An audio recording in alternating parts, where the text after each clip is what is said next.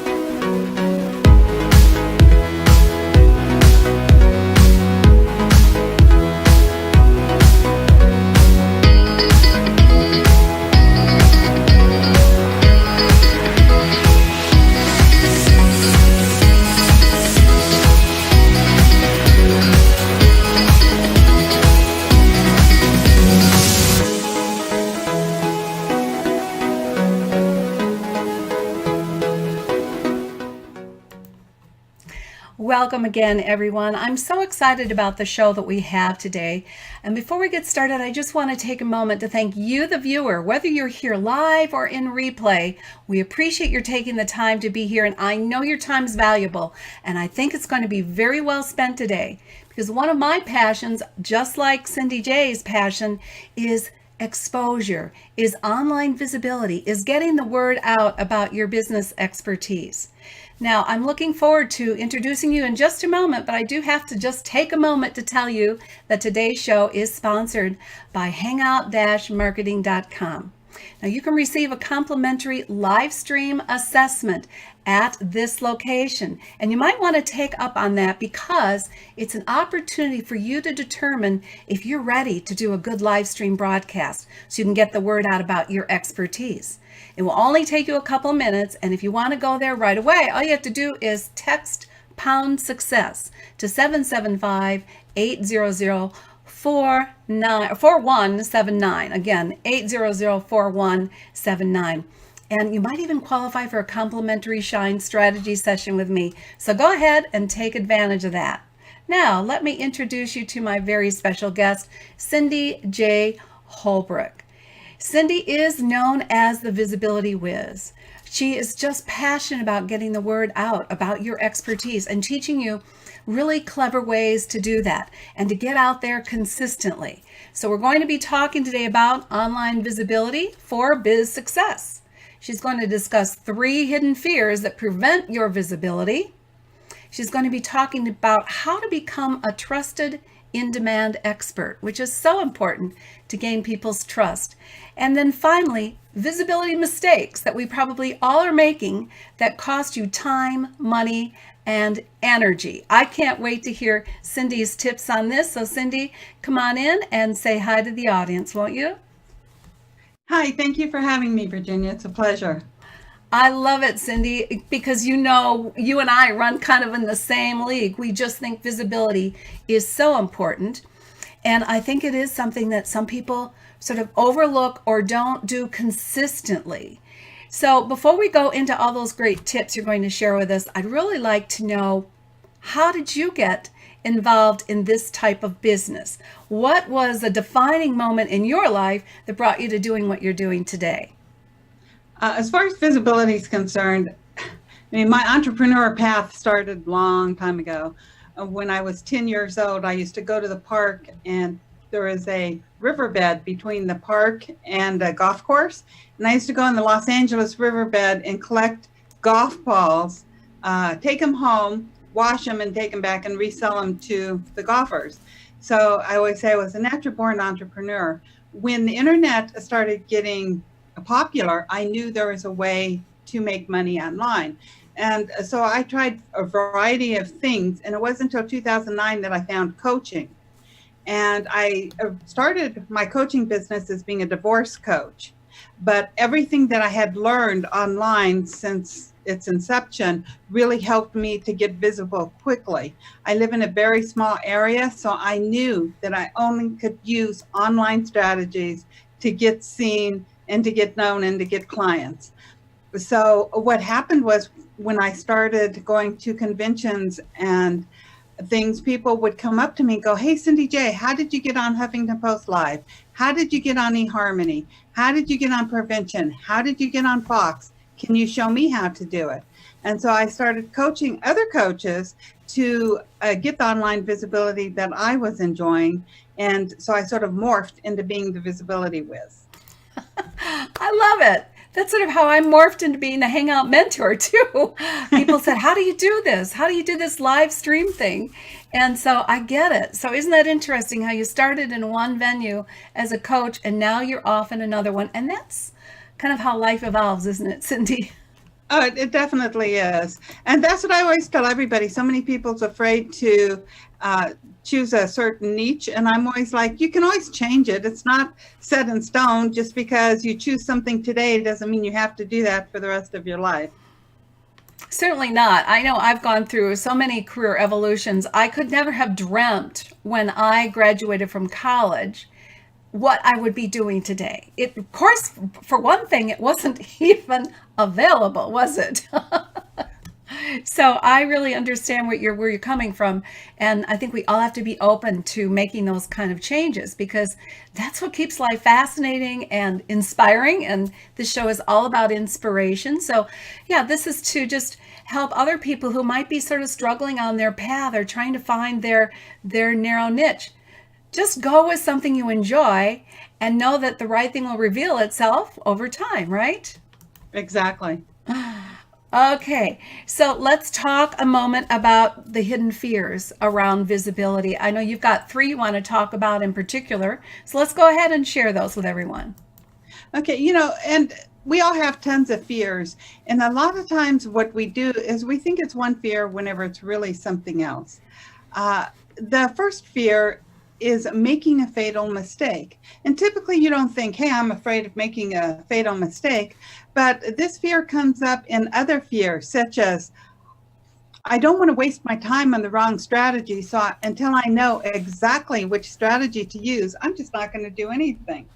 So it's the fear of wasting time, and which also comes along with procrastination, because whenever you're sitting there going, I need to wait till I have the right strategy before I do anything, then you are procrastinating, or you keep redoing your website over and over and over again because you think it has to be a certain way before you get out there.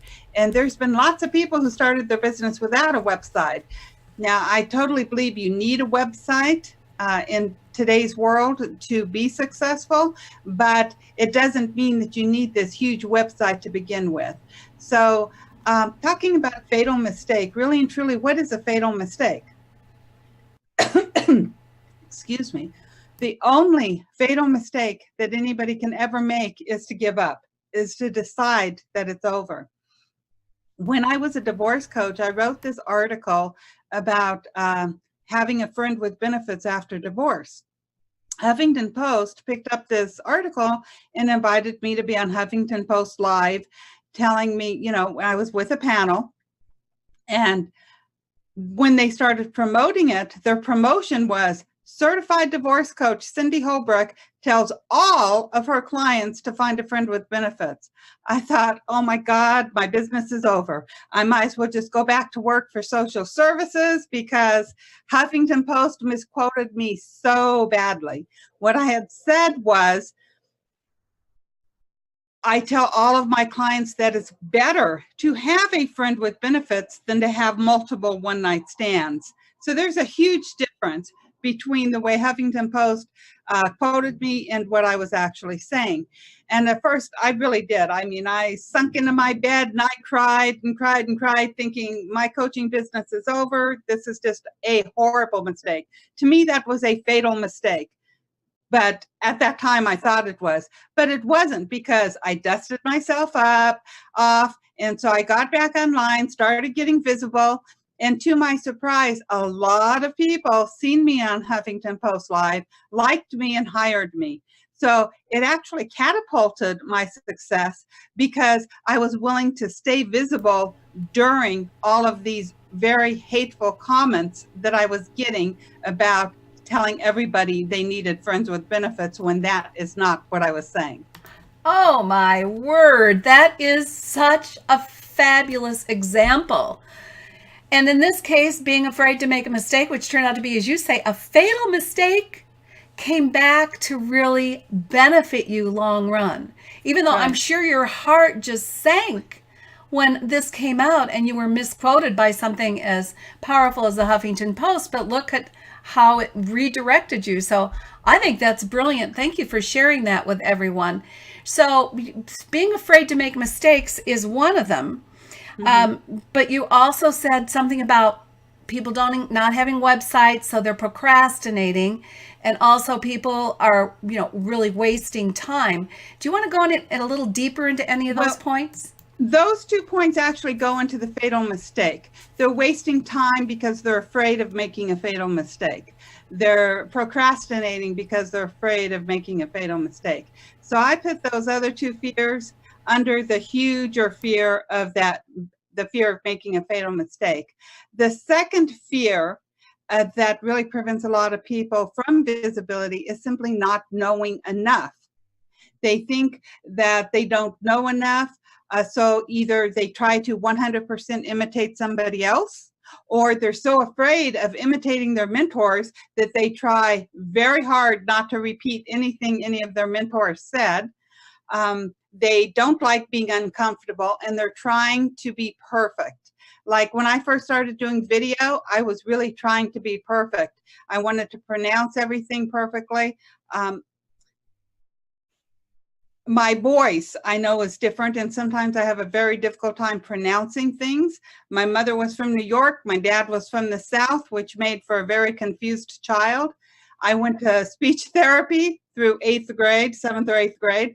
And a lot of times I know that I mispronounce things, and people have pointed that out to me. So when I started video, I thought that I had to be perfect and make sure that I pronounced everything. So I would get on video and go, "Hello, my name is CindyJ.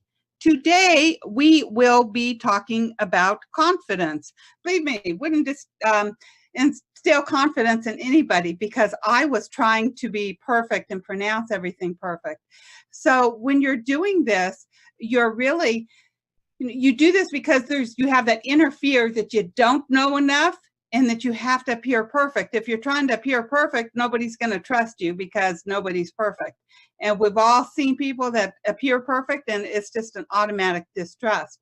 But whenever you think you don't know enough, again, you imitate other people because you are putting them on a higher level than you are. And then, or you're trying not to do it. Also, this is where the fear of missing out, FOMO, comes in, because if you don't feel like you know enough, you're going to be constantly buying everything and anything that comes your way, thinking you need to know that one more thing before you can get started. Oops, there's something else. I got to go grab this other thing before I can get started. So you're constantly learning, but you're never implementing. I believe a couple things. For every hour that you spend learning, you should spend 4 hours implementing what you learned. And second of all, you can never 100% imitate somebody else, but you are who you are based on everything that you've ever learned in your life, from all of your mentors. And nobody is going to share your message the same way you do. And Hold on. uh-huh. There's so much good, juicy stuff here. I call these pack your bag moments. And so we're going to pause on some of these because, my whole intention with the show is to have the viewers find one thing, just one, that's all they need, that they can pick up and use immediately in their business to help brand grow and market their business. So you said something so important. You said a lot of stuff really important, but you said something so important. People get stuck in the learning mode and they never implement. So your biggest tip, I'm going to say the pack your bag moment tip here so far, is that you should spend 4 hours implementing for every 1 hour that you spend learning. That's so valuable, Cindy. I just had to re-emphasize that. Now you can go ahead. Okay, thank you. And the third thing is just being wrong. We all want to be loved. We want to be liked. We want to be right. And so if you have the fear of being wrong, you're afraid of letting other people down. You're really terrified of being judged and of being rejected. So that will really keep you back thinking, I have to, again, it sort of goes back to being perfect, but you think you have to know everything. And one of my mentors, I can't remember who it is, once said that you are a sixth grader to some first grader out there. So if you think of the difference between the way a first grader thinks and a sixth grader thinks, you know a lot more than other people about your subject. And just know and be comfortable with it. You know enough to get started. You're going to continue to learn, and your perception might change on things that you teach. But the only way you're going to grow and learn is by starting your business as a kindergartner and then going through all of the grades until you're in college. But know that whatever grade you're in, there's somebody that can learn from you. If you're just a kindergartner, there's lots of toddlers out there that look up to you. Absolutely. I think, the points you're making here are so important, because my strong feeling is that you will draw to you, as long as you get out there and get some exposure, right? Get some visibility, you will draw to you the perfect people that resonate with you where you are right now. So you're going to more, just like we as younger kids look up to our older brothers or sisters or that kind of thing, you are going to draw to you the people that you can be of the greatest assistance and value to just naturally. And your point is so well taken that you just have to get started. And yes, you need a website, but you don't need it immediately. There are many other ways to get out there and get visibility. And I know you're going to be talking about that. But yeah, part of this is trusting in yourself and that what you convey has value to other people, especially if you feel passionate about it. Right. And, it really goes along with confidence. With any fears, a lot of people think, well, I'm going to wait until I get confident to do it. But if you wait till you get confident, you're never, ever going to do it. You was not confident that you could tie your shoe until you learned to tie your shoe. You was not confident you could drive until you learned to drive. And so confidence is not something that you achieve. It's a state of being, and it's trusting. Confidence is trusting yourself to take an action or to learn something new. And I speak a lot about being outrageously confident. So if you look at the definition of outrageous, it's very bold, unusual, and startling. And so therefore, to be outrageously confident, you are willing to take action on something that you've never done before, and you're taking bold action that might be unusual or startling. And sometimes, we're afraid to be vulnerable. And when we say something, to be bold is to be vulnerable. When I was a divorce coach, one of the things that I used to always tell everybody, which was a very vulnerable point, that I was so miserable and so desperate in my first marriage. And I had a lot of people telling me if I divorced him that I would burn in hell forever. So I did not think divorce was an option, but I was so sad, so unhappy, and so miserable that I fasted and prayed for 7 days that he would die. And I said, we all have our own very, very ugly thoughts. And it wasn't that I wanted him to die. It was that I wanted my pain to stop. And I like using this as something, bold. It's being vulnerable. It's sharing something of yourself that maybe you're not super proud of, but that you learned something from, or that your tribe can learn from. Wow. I really appreciate that you're actually sharing something like that, because don't we all have those thoughts that we can't even believe come up to the surface and say, where'd that come from? That's not really what I meant. Right. But yeah, your point being that you just wanted your pain to go away. That's just so valuable.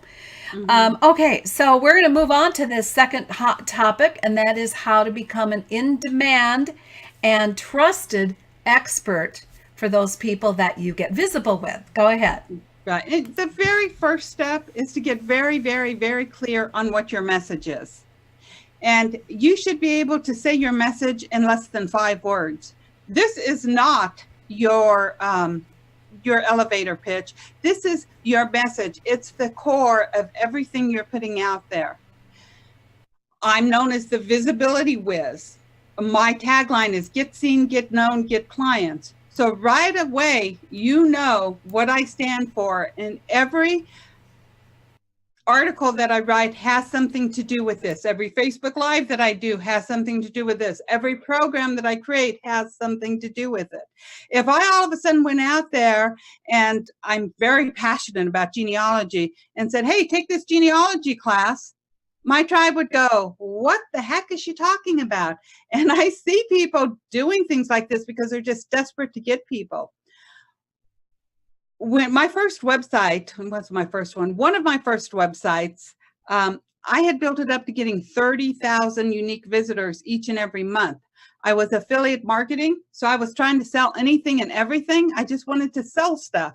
But there was no clear message on my website, so I was not making any sales. So some people think, hey, 30,000 people a month, you're really visible. But if you're not visible to the right people, you might as well not be visible.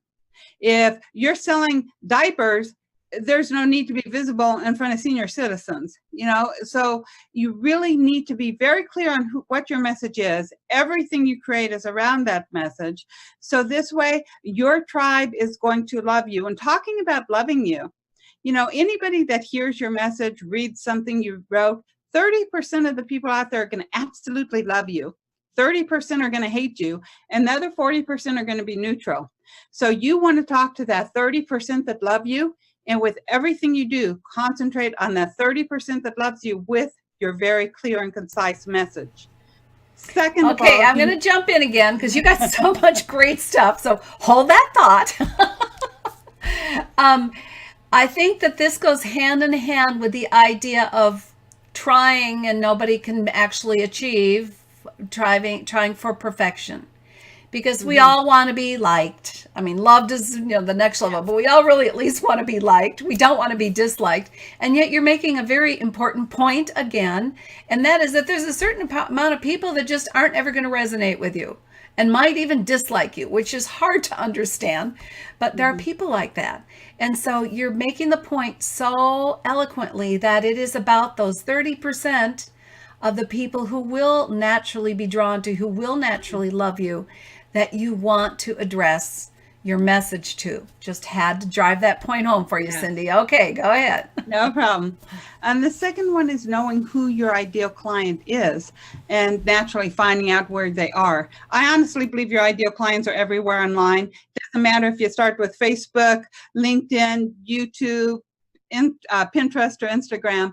You're going to find your ideal tribe if you utilize that strategy correctly. So it's not the strategy, it's knowing your clear message and knowing who your ideal client is.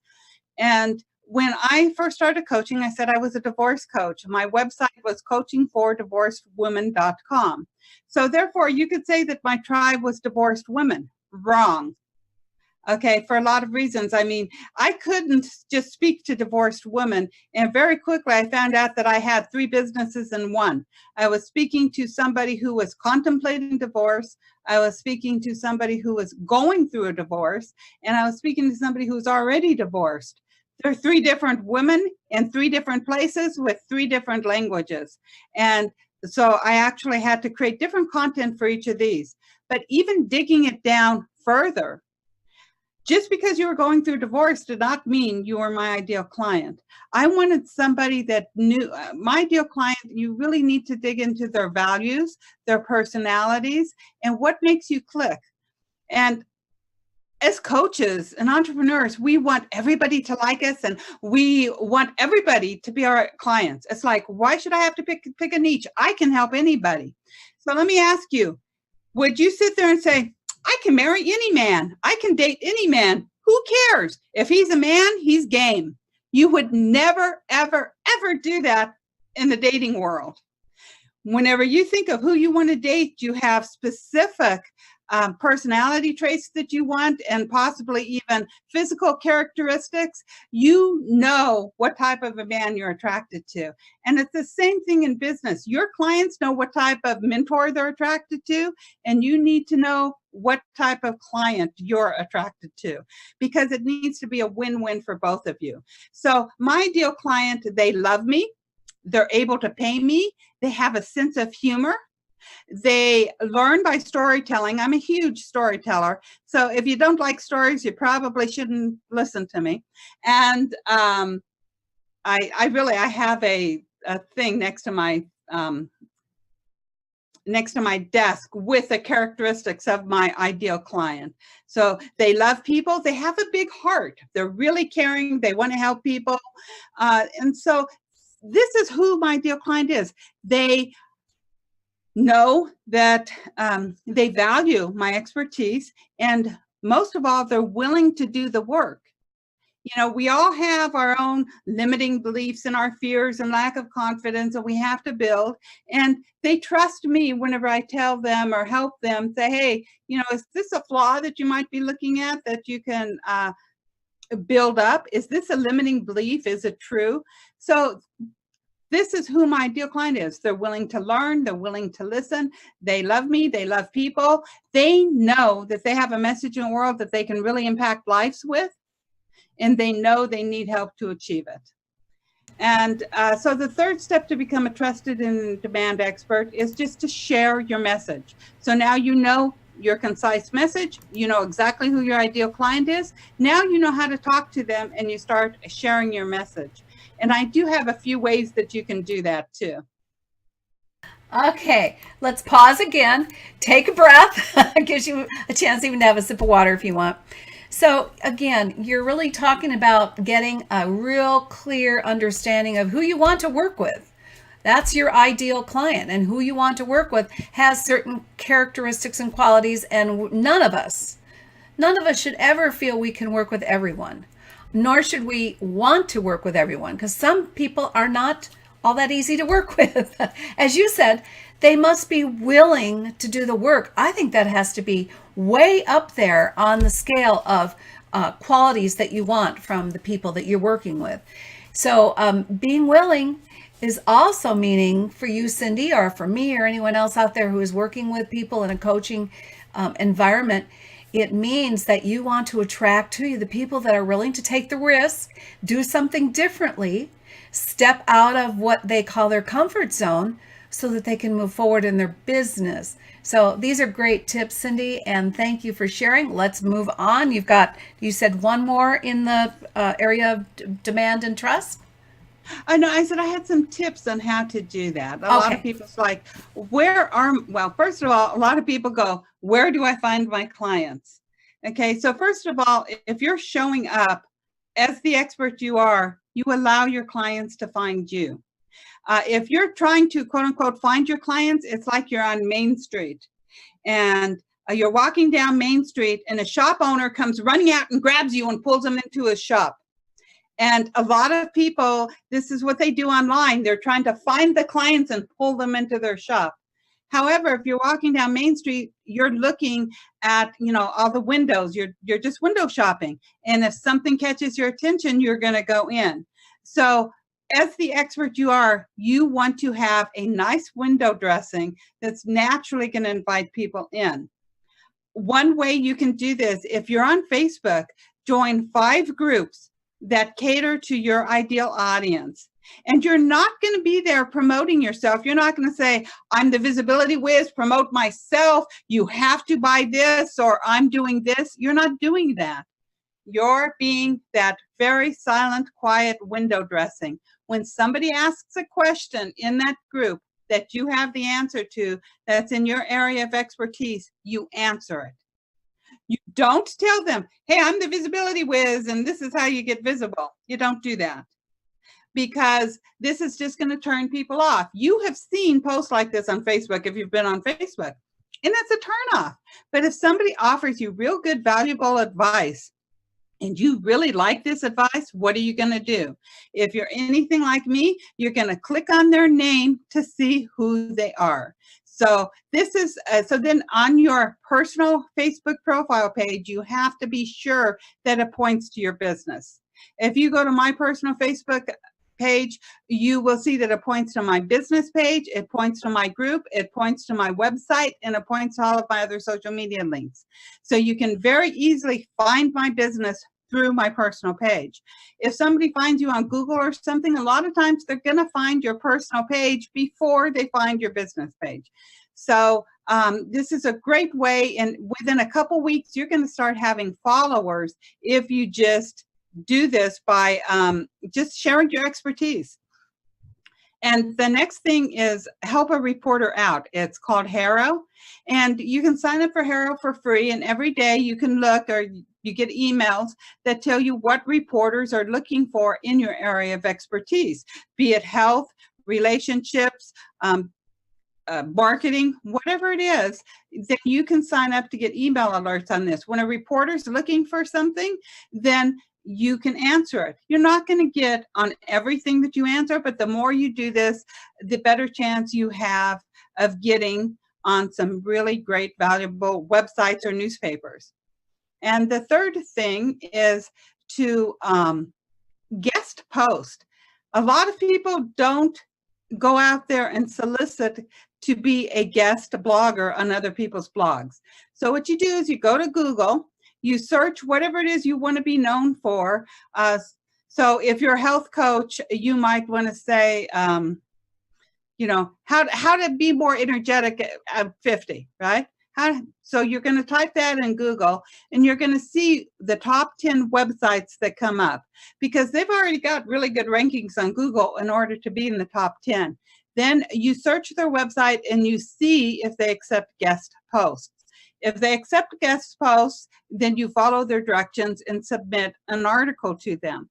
And this is a way that I have gotten on lots and lots and lots of different websites that were top in their field, and even got me more visibility by being in the top of Google. If you have a new website, the chances of you being ranked to the top of Google are pretty slim. Not saying it can't happen, but it's pretty slim because of Google's old algorithms and stuff. So this is a great way to tap into other people's positioning. And lastly, you want to borrow from other experts. So get known by the experts in your field. Buy their stuff, ask them questions on their Facebook group, make posts, let them know you. And whenever they know you, then you might even say, hey, I'd love for you to write a guest article on my blog. I'd love to interview you if you have a podcast, or you can do a giveaway and invite this expert. But whenever you're seen with another expert, then you're borrowing their expert credibility. If you look at Oprah, how many experts did Oprah create just from people being on her show? Tons and tons of people became known as an expert in their field because they were on the Oprah show. And because people trust Oprah, they automatically trusted these experts.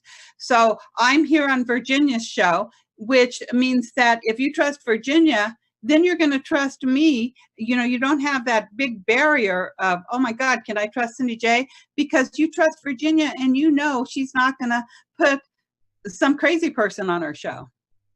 Oh no, I would never do that, CindyJ. Well, again, you're giving so much to people here today, and I hope that people will not only listen to this and be taking notes, but probably I think you need to go back and listen a second time. There's so much valuable information that CindyJ is providing. The HARO is something, or HARO, HARO, help a reporter out, that I've never done, and I would be interested in looking into that further. I had heard about it, but what a great idea to get your expertise out there across multiple platforms, I'm assuming, if a reporter does something with you. That sounds very interesting. And then the guest post ideas make so much sense. So you've just really given us, so much. I need to go back and listen to it myself, and will be.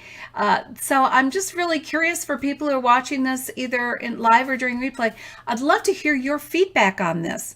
Go ahead and make some comments and statements about what you like best about what Cindy's providing for us, because this is, again, how you build trust. as she said, being on a show like this where she's able to share with you her expertise. There's no doubt you understand by listening to Cindy J now that she is an expert in visibility and knows how to get the word out.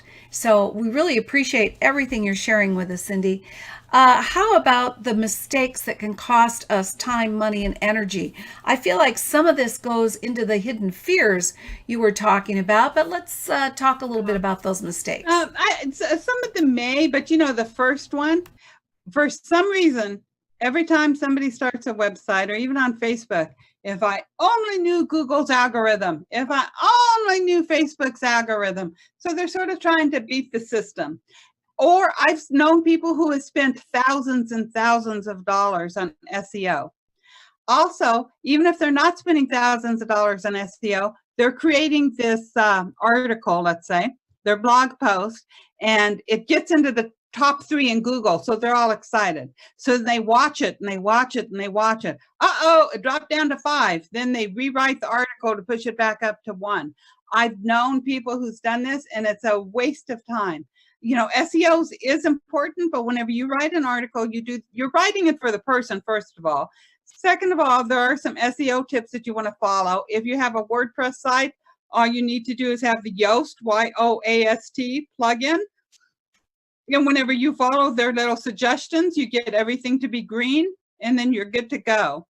You may or you may not get into the top of Google. Some things will, some things won't. You might get up high and you might fall back down.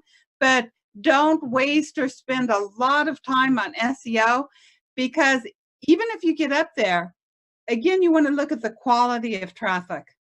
I have for years, my results have proven that traffic that comes from someplace else is much, much, much better than traffic that comes from Google.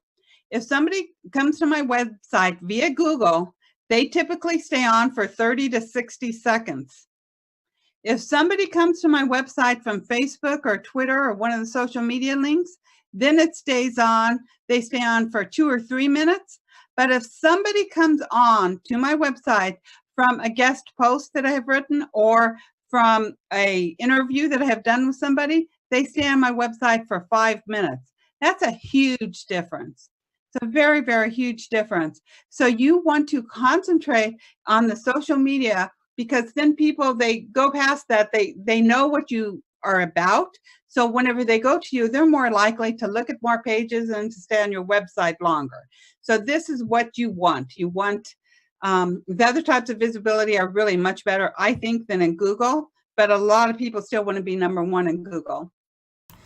Okay, I love this. I think you're making some really valid points. The only thing I would interject is I have found in my own personal experience that video and live works very quickly on Google. So, do not denigrate, getting up there on Google. It's very important to do so. But I agree with you. I use Yoast on my website as well. Y-O-A-S-T is a plugin. So if you're using WordPress, make sure you take a look at that. But you're making some really valid points about the quality of your traffic coming from other sources beyond Google. And I think that people need to pay attention to that. But I'd also like to have you add a little bit about the different social platforms, because one of the things that gets a new entrepreneur so overwhelmed is saying, oh, I've got to be on social. I need to be everywhere. That's the visibility, thing to do. But where do I concentrate? I'm ready to, kind of pull my hair out because there's so many different ways I can get out there. I'd like to know what you think about LinkedIn, Instagram, Facebook, of course, is one of the biggies, but give us a little more information on that, Cindy, please. Okay, yes. And I completely agree with you as far as the video and stuff's concerned. And I'm not saying that you shouldn't not want to be first in Google, but that shouldn't be your number 1 main concern, because it really eats up time. Even with a video, if you create it and it gets to the top, great. But don't sit there and utilize too much time and energy or money trying to get there. So as far as the different platforms are concerned, as I said earlier, you really can find your ideal audience anywhere, but you really want to be a little bit strategic, number 1. And number 2, what turns you on? Who are you? You need to know that before you know which place to go. So many people, I've had people go, oh, I have to be on Facebook because everybody's on Facebook. I have to be on LinkedIn because everybody's on LinkedIn. There's different strategies for different platforms. So what I typically say, if you like really short, quick blurbs, check out Twitter and become very, very good on Twitter. Learn everything that you can on Twitter.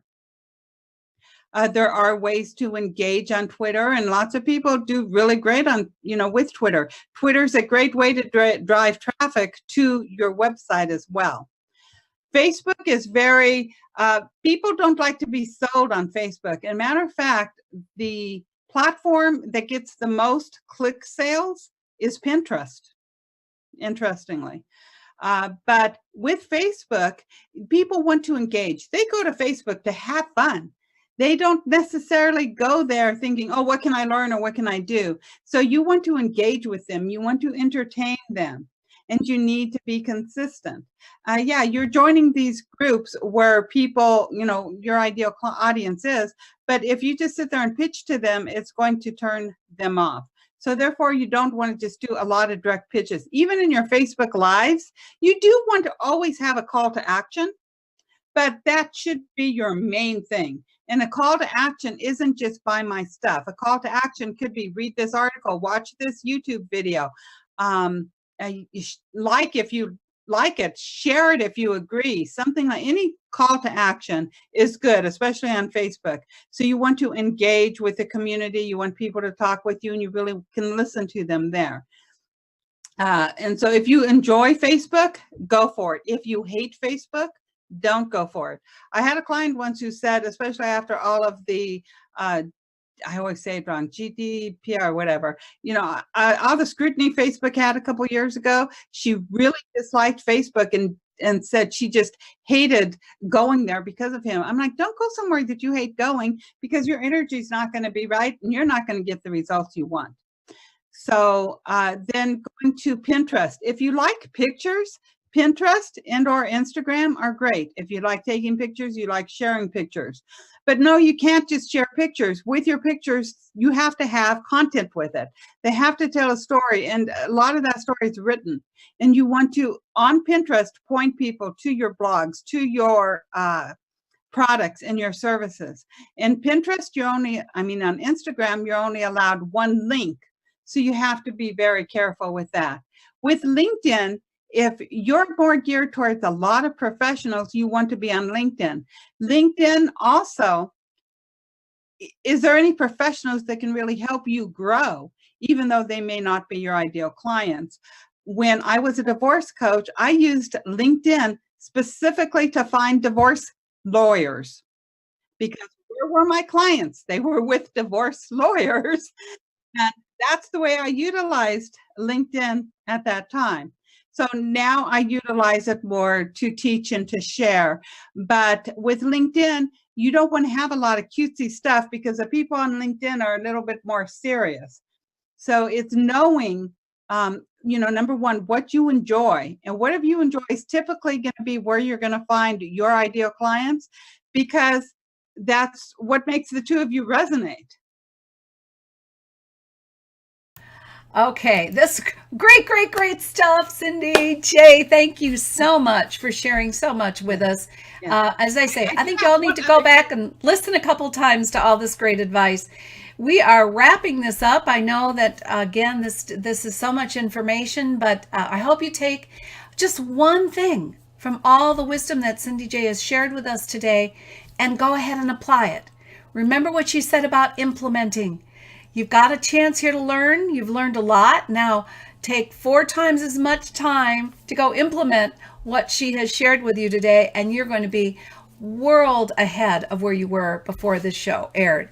Cindy, I know you have a special gift for people. I want to take just a moment to have you talk to them a little bit about it. What I'm going to do is post while you speak, and they'll see here. This is where you go get Cindy's gift. All you need to do is go to hmtips.com/CindyJ gift. hmtips.com/CindyJ gift. Cindy, go ahead and tell them why they should go over there. Just before I get share this. I have to, because to me it's one of the most important things. I don't care what strategy you're using. The number one thing, whatever you're doing with any strategy, is you want a list. Even if you're just starting out with your mom and your cat, you need to start building a list. And again, this is even where my free gift comes in. I'm building my list. If you choose to grab my gift, you get on my list. Your list is the only place that you can have one-on-one, close, nurturing relationships with your clients where they're not completely distracted. So with that, my gift to you is the 7-step checklist to radically uplevel your visibility online. And with this, you're going to discover the fastest path to be known as a trusted and in-demand expert. You'll identify your ideal client, where to find them, and what language they use. And you'll understand how to make real connections, not just like fake connections, real connections with your ideal clients so that they will engage with you, so that you can create that know, like, and trust factor. Brilliant. All right. So again, go to hmtips.com/CindyJ gift, and you'll be able to take advantage of that. And you will get on her list, and that's okay, because she'll nurture you. She'll take care of you. And that's the important thing. She'll give you more valuable information. CindyJ, I want to thank you so much for being so generous with your time and your knowledge and wisdom today, and all these great tips and strategies. I know people will go and take advantage of them. And I want to thank all of you, the viewers, for being with us today as well. And we'll look forward to seeing you very soon on the next Inspirational Businesswoman Show. I'm going to just leave you with a short video that just speaks, I think, to all of our viewers as well. Thank you, Cindy, again. Thank you, everyone, and we'll see you real soon. Bye-bye now. Thanks so much for watching today. Do you know someone who would be a great guest for our show? Or would you like to be a guest on the Inspirational Businesswoman Show? Let's shine the spotlight on your expertise. We'll share your story while offering tips, strategies, and advice to our viewers. Expert interviews are a great way to build your reputation as the go-to expert. Go to shinetips.com/IBWS to apply today. Women are waiting for your message, and I can't wait to interview you.